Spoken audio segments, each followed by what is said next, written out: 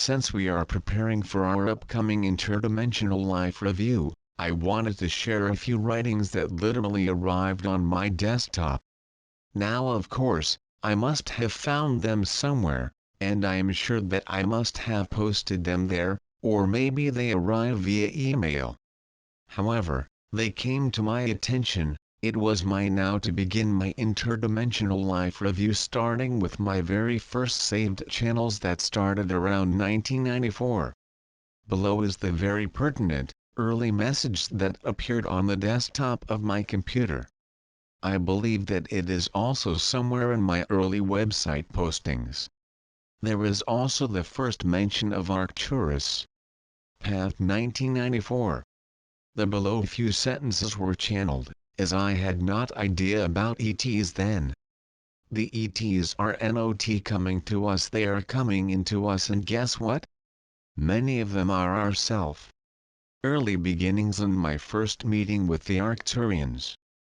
The introductions to my fifth dimensional selves began in earnest when the Kundalini began to move up my spine in 1994. It was then that I met the Arcturians. My one, are you listening to our call? We are in need of beings who inhabit the physical form to serve as step-down transformers for our light. Your planet is now entering a time of great transformation on every level of life. For almost 2,000 years the cosmic light has been stepping up its transmission to your planet, which we believe you have titled Earth. We, however, have always known it as Terra Tentera, as a description of its landed mass, and X because it has been the site of a great experiment. This experiment has been one of physical limitation and individuation. We created limitation and separation to limit the beings of Terra Ten from experiencing the full perception of self. We did this in order to force them into individuating into independent creation vehicles. We would gauge this experiment as both a success and a failure. It has been a success in that there has been a creation and realization of massive creative energies. However, the limitation from the sources of true creative power has caused a great degree of danger to the entire planet and all of its life forms. Human beings who are unaware of their unity with all other forms of life have developed a shocking degree of arrogance and selfishness. In the earlier years, humans and those of us from the higher dimensions communicated freely with each other. The humans were even able to realize how they were only a small component of the entire evolutionary picture.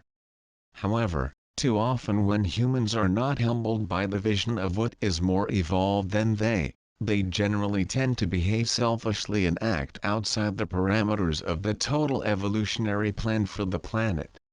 Therefore, these beings must be removed, as they have become a great danger to the entire experiment. We have learned that too much isolation from the brotherhood and sisterhood of light has created a species of humans who are a danger to, not only those around them, but also, to themselves. This new species is so devoid of spiritual awareness that they are totally unable to perceive themselves as being a small component of a larger system. They perceive themselves as miniature suns around which the rest of life must rotate. We are unhappy that some of those who are connected to our network will also have to be removed, but that fact is unavoidable at this time. As the time of transmutation approaches, the human world will be separated into those who perceive the higher realms and those who cannot. In other words, those who have been able to evolve beyond the old limitation of perception of the higher planes will be able to make conscious choices regarding their future habitation upon the planet. On the other hand, those who refuse the acknowledgement of their higher selves, or the higher selves of others, will not be able to choose their destiny and will be swept up in a web of transformation. This unconscious transformation will be frightening, as they will not understand that they are returning to their true self. They may, instead, experience the transformation as loss, or even death. Those who are resistant to change will see the web of transformation as a web of fear. However, those who are aware of higher levels of existence will experience their journey into the unknown as a long-awaited return and a glorious new beginning. Therefore, we now call on those who are able to perceive us to join this network of light. There are those among you who can travel beyond your physical vibration to gain further instructions regarding your assignment. There are also those among you who will not be able to perceive our message in a conscious way but will. Nevertheless, some of you will alter your behavior and choices to be consistent with our messages.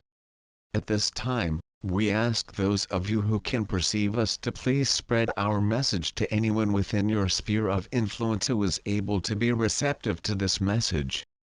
We do not wish to spread fear, as this emotion would only further lower the collective vibration of the planet. Therefore, if you can carefully and selectively serve as our emissaries for this mission, we would be able to accelerate your process with a minimum of anxiety and confusion. Before ending our transmission, please allow us to introduce ourselves. We are the members of the Brotherhood and Sisterhood of Light. Dear reader, it many years for me to be ready to post my messages in a public manner. I, therefore, realize why any of you may be reticent to share your own inner life with others. However, the time is now for us to speak our truth. A dream, can you trust me? Were the final words I heard before I woke up. I realized that I didn't know how to answer the question without hurting someone's feelings. Others were in the room and, although I loved them, I could not trust them with my secret self. Also, I wasn't sure who asked the question. It seemed like the man that I saw with my third eye had asked the question. Therefore, I did not feel I could speak to him in front of the others. I had learned that it was not safe to openly share that part of myself with others.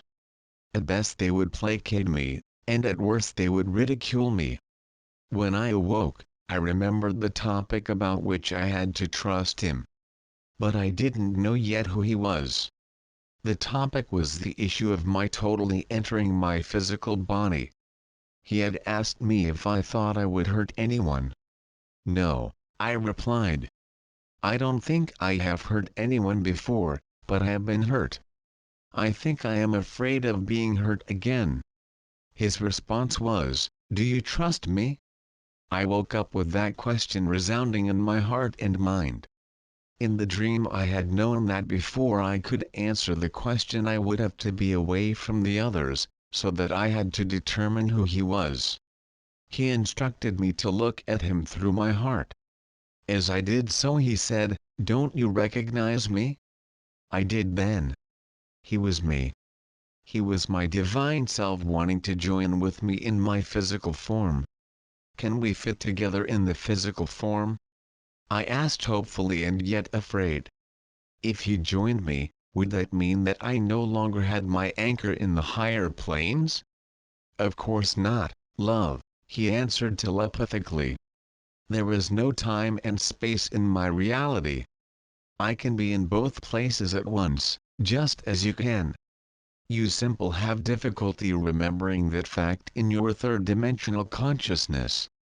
I can join you in your now so that we can travel together beyond the boundaries of time. Is my physical body ready yet for both of us? I ask. Are you afraid that it is? Was the answer. Yes, I am. I returned. I am afraid of the darkness about me, and I am especially afraid of the darkness still within me. I know that fear empowers this darkness. Was that why you asked me to trust you? Can I give my fear to you? If you do so, he answered, you will no longer have a reason to keep such distance from your physical form and your physical life. But remember, your main fear is that you shall become trapped within that form as you became trapped in form in Atlantis. You also know that you volunteered for the grand cycle, the end of the era that completes itself after the turn of the millennium. That is when a wave of higher vibration will become available to the Earth inhabitants. This higher vibration will allow humanity to extend their consciousness into the fifth dimension with more ease than has been available since the peak of Atlantis. Of course, the coming of the fifth vibration, and higher, is causing a polarization upon the planet which forces humanity to choose between spirituality and materialism. The choices made by the humans will determine their destiny, as well as the destiny of those who have remained unconscious and have, therefore, refused to choose. Those of you who have chosen spirituality will expand your consciousness into the higher dimensions. Those who are awake will experience this movement as transformation, while those who are still asleep may experience it as fear.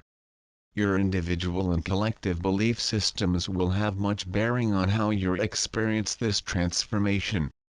Now, my one, in response to your question about your body, the answer is almost continue with your communication with me, and I shall assist you. Dearest, I am Kepier, your future self. There is no time except in the physical third-dimensional world. Let us, meaning the unity of our fifth-dimensional consciousness, explain to you how this is so. The third dimension is a tightly constrained frequency. Its frequency envelope is very small. The fourth dimension has a wider frequency envelope, and the fifth dimension is wider yet. As the frequencies increase in amplitude, they also increase their range. This is opposite on the physical plane because of the harmonic resonance. On the physical plane, low frequency, such as a foghorn, is more stable. Therefore, it resonates longer and carries farther through space. This is because the resonant frequency of the foghorn is similar to that of the third dimension. Does that give you an idea of how low the vibration of the physical plane is? The foghorn can be heard from far away because it activates a resonant vibration in the perceiver. In your physical world, low frequencies mask out, are louder than high frequencies. Low frequencies fit easily within the envelope of the third dimension, whereas high frequencies do not. The constant buffeting of the high frequencies against the tight boundaries of the third dimension causes the high frequencies to decay and dampen quickly once they travel away from their source. For these reasons, lower frequencies are more easily accessible to your third-dimensional perceptions. Humanity can learn to raise its consciousness, and raise its resonant frequency brain waves to have greater access to higher perceptions. We, that is you and me, Kepier, resonate at a higher frequency because we exist in the fifth dimension and above. Before you are able to perceive me directly, you will need to remember how to raise your consciousness to encompass the fifth dimension. Once you could do that, you perceived us only in our archetypal form of ascended masters who often sacrificed resonating in the fifth dimension to give service from the fourth dimension, so that humanity could more easily connect with them. Members of the angelic kingdom have also made this sacrifice. What third-dimensional humanity is on the cusp of realizing is that you are, in fact, those ascended masters and angels. When some humans were born, they did not sacrifice your fourth-dimensional perception. This caused most of you to feel a sense of isolation and loneliness from the other humans, but you had promised to remember home while wearing your human vessel. Many of you did well. You did not know that you could personally perceive us in your youth because we are citizens who once resided on another planet called Arcturus. You had too much fear to fully that fact because of your early brainwashing from horror movies from your childhood such as The Blob, X the Unknown, and The Angry Red Planet. The indoctrination of the 1950s closed your mind to us, but we have been waiting. Now that your consciousness is clear of these fears, you will be able to perceive us more and more directly. Do not worry that you do not see us with your lower perception. It is not our destiny to lower our vibration, but rather your destiny to raise yours. Use us as a beacon to help keep you connected to the higher planes. Within the smaller envelope of the third dimension there is much decay. The molecules of lower vibration beings, such as the mineral kingdom, do not buffet against the walls of the envelope and are therefore more constant and less subject to decay. Therefore, they last longer in time. Flowers are of a very high spiritual vibration.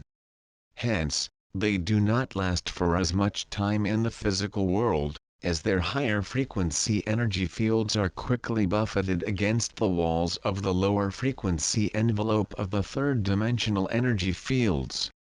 This decay of the original vibration is actually the source of time and space, as well as the source of aging. Aging is the decay of the resonant frequency of the physical body as it buffets against the limits of the third dimensional frequency. Also, your original vibration is progressing through time and space away from its true frequency, which was present at birth. The situation is as it should be because the physical plane is a schoolroom on which humans attend and eventually graduate. That graduation is death. Some take only a few classes and die young, while others take many classes and live to be old. Some expand their consciousness to a higher vibration. They achieve this higher vibration by taking responsibility for their experiences and integrating them into their consciousness as lessons. On the other hand, many humans see themselves as victims. They take no responsibility for their life and often blame it on others rather than confront themselves. Some of these humans actually go backwards. Some even fall into a very low vibration, become selfish and try to take from others what they are unable to create for themselves. They try to take life, love or power, but these things are difficult, if not impossible, to steal. Therefore, they take others' possessions, which are so important on the third dimension. On the higher planes, possessions have no importance at all. On the higher planes, we can all quickly manifest anything we need with our spiritual creative force. Since we can always create it, we can release it back to first cause when we are done with it. There is no need to possess anything, as we can never lose it. Since we cannot lose it, we do not need to want it. It simply is. The process of graduation returning to self is one of learning to rise above the envelope of the third dimension vibration while remaining consciously connected to the higher dimensions. Your soul home is the base reality from which you can travel to all other realities. It is your launching pad. Therefore, perceive your soul home constantly in your heart and mind, and it will remind you to remain conscious of the fifth dimension's finer vibrations. Remember us, me. I am, we are, keep here.